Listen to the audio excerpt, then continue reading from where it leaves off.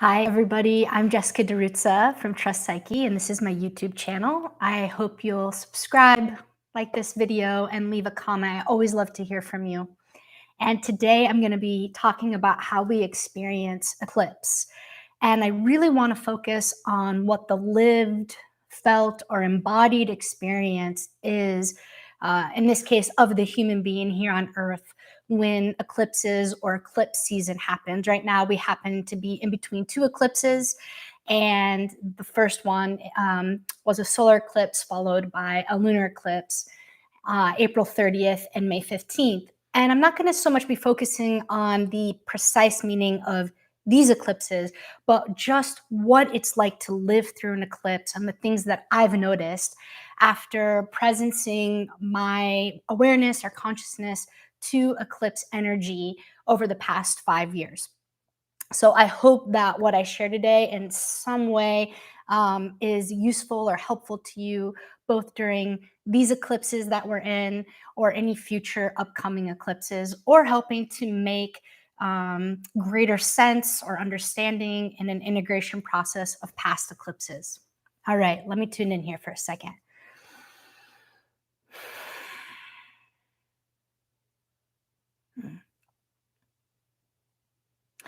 Eclipses are usually felt as compression moments in our timeline of being human. Um, One way that I like to think of it is because an eclipse is the obscuring of light between two celestial bodies or between our vantage point and the illumination source, in this case, the sun and the moon, or the sun, the moon, and the earth.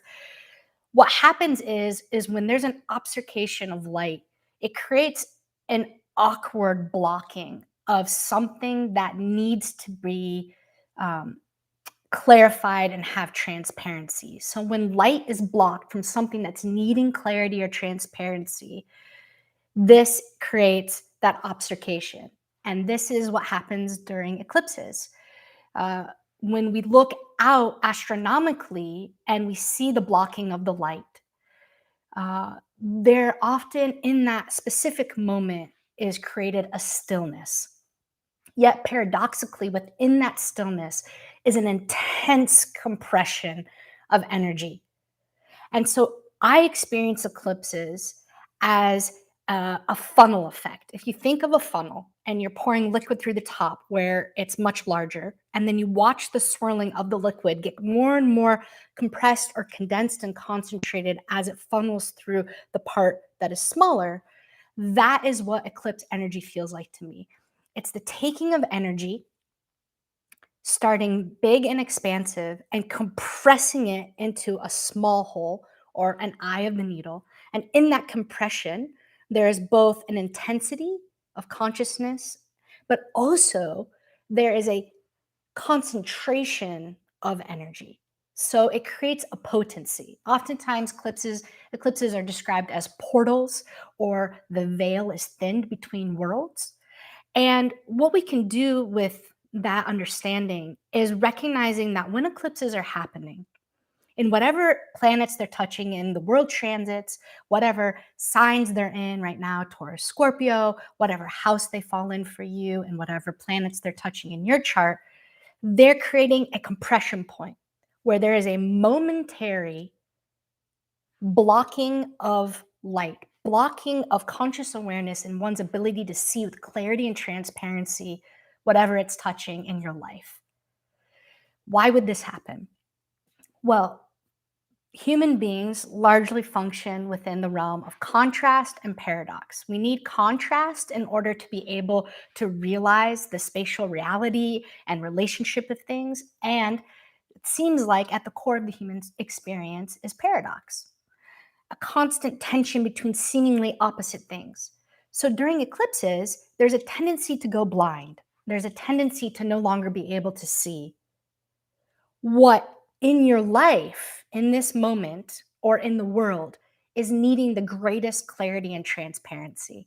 And in that contrast of momentarily going blind, or the obscuring of light that awkwardly blocks you from being able to see what it is you're most needing to see, paradoxically, through the eye of the needle, through the compression point, and out the other side of the funnel, once the eclipse passes and things begin to gradually expand again, and that expanded, renewed, regained awareness, we are often afforded the ability to have clarity and transparency around the thing that was just blinded, which happens to be the thing that we most are needing to see in our life.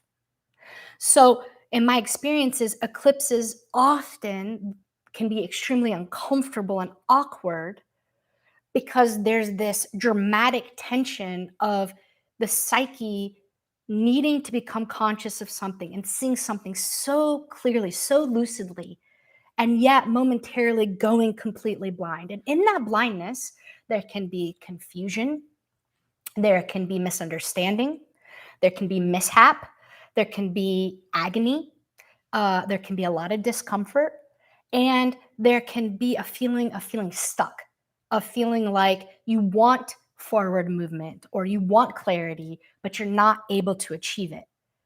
That inability to achieve that clarity in that moment, or that lack of confusion or discomfort, is actually not the energy of that moment or the medicine that's needed for the psychic process that is underway, that we all as human beings naturally go through being here on earth. That movement between moving from unconsciousness to consciousness, dark to light, distortion to clarity, right? It's a dance that we move in and out of as human beings, insanity to sanity, right? This is the human journey. And so eclipses, in part of their portal opening, there is a necessity to go unconscious and to go blind, to lose sight, to lose vision in the obfuscation of light, in order to presence ourselves to what most clearly needs to be seen through that experience of losing sight and transparency. And on the other side, in a renewed way, regaining our senses. So we could compare this to something like when you go into a deprivation tank or you go into a Vipassana retreat, where you remove the usual stimulation that you're used to experiencing in your day-to-day 24/7 consciousness. So when we go into meditation, we're removing that natural stimuli that we're used to getting in order to cleanse the senses and represence ourselves into a renewed way of experiencing ourselves in the world. The same is true with a deprivation tank, right? You deprive yourself of sensory experience in order to come into a renewed experience of sensation and perception once you come out of the deprivation tank. Um, the same thing would be true if you're on a cleanse and you remove all sugar, all carbs, right? And you deprive yourself of the things that you're used to eating day in and day out. There's a cleansing process that happens, and a purging and a discomfort, right? Like when we begin a cleanse, usually the first days of it, we are cranky, we're angry, we're irritable, we're anxious because we're not giving our body the things that it's used to, and our emotional experience the things that it's used to, or psychologically the things that we're used to grabbing onto in order to soothe ourselves, right?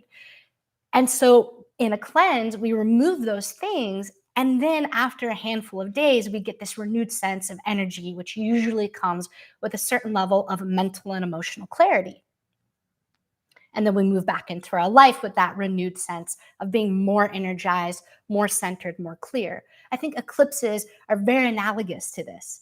They represent that kind of experience that we can have when we really reached our limit or even reached our rock bottom, and we're needing to go through a renewal of our sensory perceptions, including the perspective that we're having on our life.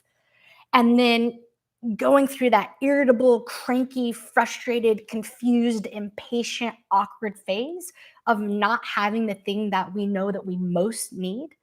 And then by living it and walking through those steps and being in the discomfort and having the patience and the endurance and allowing, and I think this is a really perfect word for eclipses, allowing the allowance of what wants to emerge, which is honestly completely out of our control. And so it's that emergence of the unconscious, which is completely out of our control. Let me repeat, completely out of our control.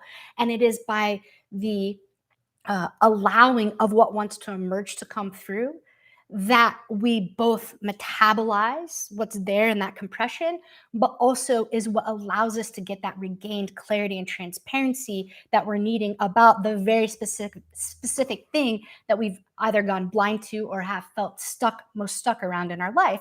And so usually in the approach, in the days and the weeks up to the first eclipse, there's this profound compression, and life can start to feel more extreme. It can feel heavier, right? Concentrated. So think of something like, for example, prune juice. Have you ever had like direct, full concentrated prune juice, and how like, oh, it's so strong. It's so like, right? And usually we want to water it down. But with eclipses, we can't water it down. It's a very concentrated experience, and that's the medicine of it. Like some medicines we only take one time. Other medicines we take over 10 days. Other medicines are time released. Eclipses are very potent, concentrated medicines that are really big. And what does that usually do when we take a very strong antibiotic? It can clear out our biome. It usually does the trick of treating the illness that we're facing, but it also, there's a consequence that comes with it, right? There's a clearing out of the natural biome that's healthy for us, and then eventually we feel better. Eclipses are just like that kind of medicine. We also know that eclipses are new moons and full moons. Well, those happen twice every month. So what makes eclipses different than the regular new moon or full moon? Well, they're often considered to be supercharged. Why? Because they happen on the nodal axes of the karma dharma axis that is being opened up. Hence, the veil between the worlds are being thinned. So, what does that mean? It means things archetypally and energetically are passing in and out of our life with much more power, much more potency. For example, whatever the eclipse is aspecting in your chart, that part of your chart is going to be most activated in your life. However, it also just makes all the other personal and world transit alignments that we're experiencing in this given moment more powerful. So it makes the Saturn square Uranus felt more strongly. It's the simultaneously collapsing and paradoxically rebuilding of structures in our lives.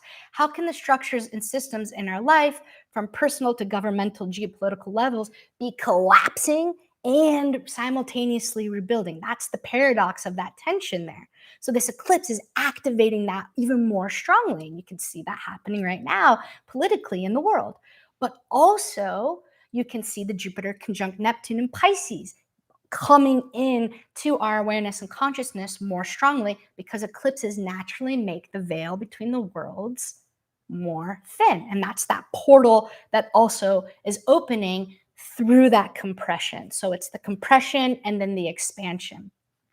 What I would make this analogous to, like, let's make a sports reference here. It's like new moons and full moons are like soccer games or football games. Okay. Eclipses are like the World Cup or the Super Bowl or the NBA championships, right? They're not just any other game that it gets played every week through the season. They're the culmination. They're the big game. They're the one that everyone is most invested in and most interested in. So therefore, they have the most amount of energy going into it. It's supercharged. Therefore, the experience that we have of them as human beings is just that. There's a lot much more hype and charge going into that particular new moon or that particular full moon. And so, from a participatory perspective, when we think about living our life in some way that might be intentional, or there's something that we're working on, what eclipses do is they energetically draw in from the field of our consciousness into a very concentrated, potent elixir. And we either willingly or unwillingly drink that elixir, and that medicine becomes supercharged in our being. And so, whatever it is that we need to go blind to in order to get a renewed sense of clarity and transparency in our life, that will happen during that eclipse, which is specifically seen for you in first what's happening in your life, and then how that's correlated or connected to your personal transits and the world transits that are going on. And so, what I want to bring into this awareness is that if you're feeling um, confused, if you're feeling an immense amount of pressure, what I would say to you is this. I want you to imagine a tornado. If you've ever seen The Wizard of Oz in the beginning, where the tornado comes in and sweeps up Dorothy from Kansas and takes her to Oz.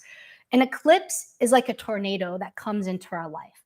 And as the energy comes in, it starts swirling, just like that funnel I described earlier, and it picks everything up within its path. So, within the path of your life of what's needing to be picked up right now, the eclipse picks it up. And what do we want to do? We see Dorothy unconscious. She's in the eclipse, or she's in the tornado. She's asleep. She's unconscious. And then what?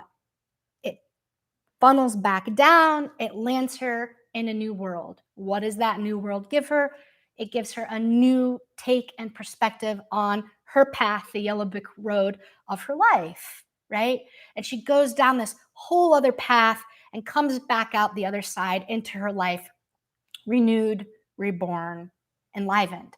That's what eclipses do. They're tornadoes that pick us up, we go unconscious, and then we land back down in a place that allows us to walk our path with a renewed awareness or greater clarity and transparency. I think a lot of times what happens is when that tornado comes into our life and picks us up, and I know this happens to me, I want to jump out the side of it and land as quickly as possible because it is not pleasant to be uprooted. It's not pleasant to be swirling around, and it's definitely not pleasant to have no idea where you're going or what's going to happen next. Uncertainty at that level can, let's face it, be terrifying, right? Human beings tend to not like uncertainty and the unknown. We like control, we like routine, we like to predict and know what's going to happen, right? But the nature of the eclipse in that tornado is to pick us up and drop us into a new place that is outside of our control.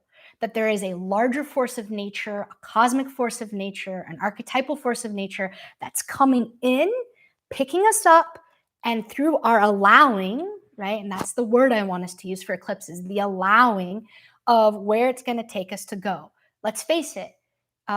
You can think of a rip current here. What do we know? If you're in the ocean and you get caught by a rip current, what do they say? They say do one of two things. Either let it take you completely out and then swim back in, or as it's taking you out, don't try to swim right back to where you went. Swim out sideways of the current, and then once it releases you, swim back in.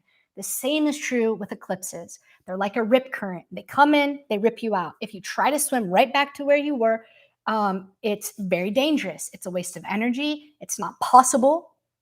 It's not possible. It's a waste of energy. It sometimes can be deadly, right?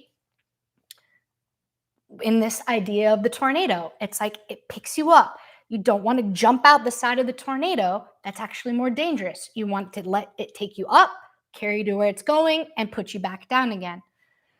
The same is true with a whirlpool, right? And this comes back to the idea of the funnel that I gave earlier. When you get caught in a whirlpool, we can want to do everything to reach out and grab back onto the top, pull to the side, do all kinds of things to avoid going down. Well, it turns out that the safest, most efficient, fastest way to get out of a whirlpool is to let the whirlpool take you down and then arrive you into the new place. I think it is one of the most disorienting and uncomfortable things to do. It's a time period where we often lose trust in the process. We lose faith in the process. We lose trust and faith in ourselves. And that's where I think we need each other to help remind and remember, hey, you know what? This is a natural part of being human, to go blind and get sight again, to go unconscious and become conscious, to fall off center and to come back. But it's also a natural part of the cosmic rhythm of life here on Earth within this particular solar system of eclipse seasons, which happen twice every year. And here we go collectively, and we're having our individual experience of that, but we're also having our collective experience of that. And so, can we be a little more gentle with one another? And can we have a little more compassion and patience? And can we help each other through the awkwardness of the obfuscation? because we can't help it. We can't help that loss of control. We can't help that confusion. But what I do know is that through the compression and then the release on the other side of the eclipse, whether that's within hours, days, weeks, sometimes months, depending on the magnitude of what you're dealing with in your personal life or the magnitude of the events that are occurring in or around the eclipses, um,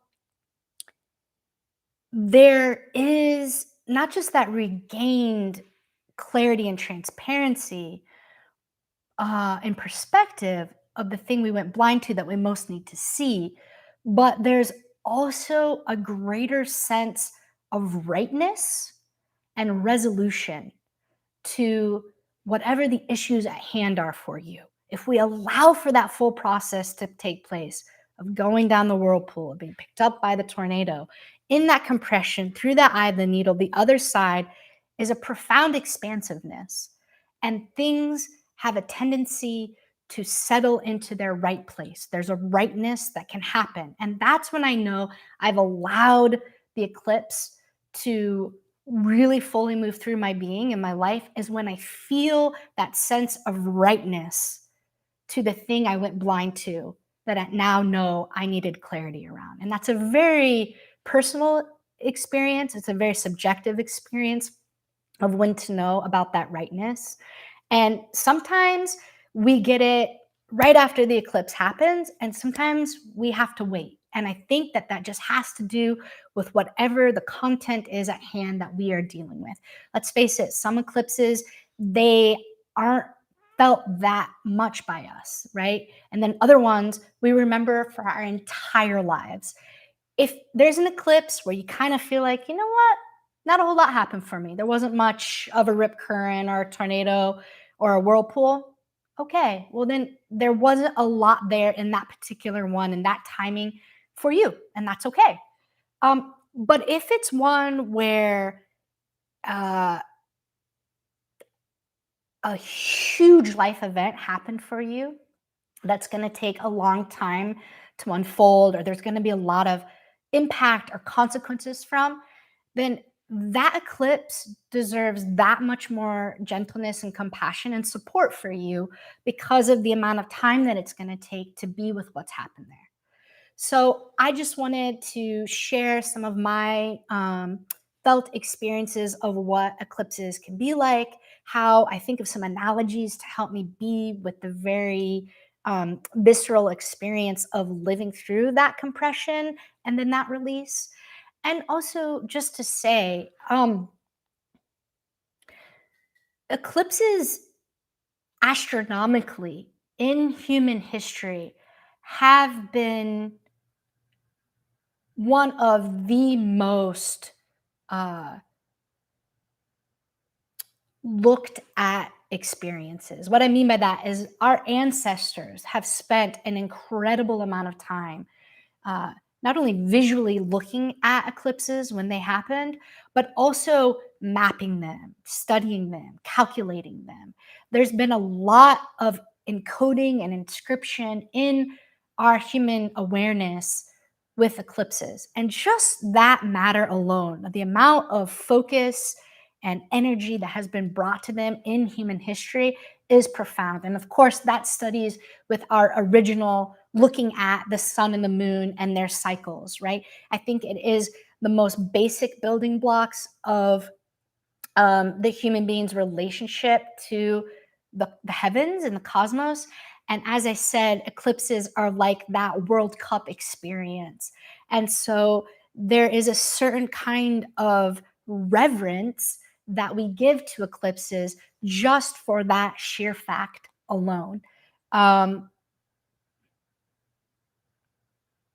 I'm in the camp of, instead of trying to say what an eclipse is or isn't going to be before it happens, to more presence ourselves from a subjective place, phenomenologically, of, hey, what's going on right now? What am I noticing in my life? What am I noticing in the world? And keeping a log of it. And then symbolically or archetypally connecting it to this eclipse being in um, Taurus and conjunct Uranus, and the next one being full moon in Taurus Scorpio square Saturn. We can really get caught in the predestined scripts that we are so convinced that we know of, where I think that due to eclipses' innate, mysterious essence, I find it more helpful to just be in what's happening and to allow it than to try in some way control it or predict it. So, for anything, I hope that in some way this brought some good eclipse energy, awareness, medicine into your life, and may you go forth gently. Thank you so much for being here with me. I so appreciate you. You can check out my body of work at trustpsyche.com. You can also study astrology with me right now. We're going to be doing a new course this fall, which we'll be announcing very soon. So thank you so much, and I will see you all next time. Okay, take care, everybody. Bye.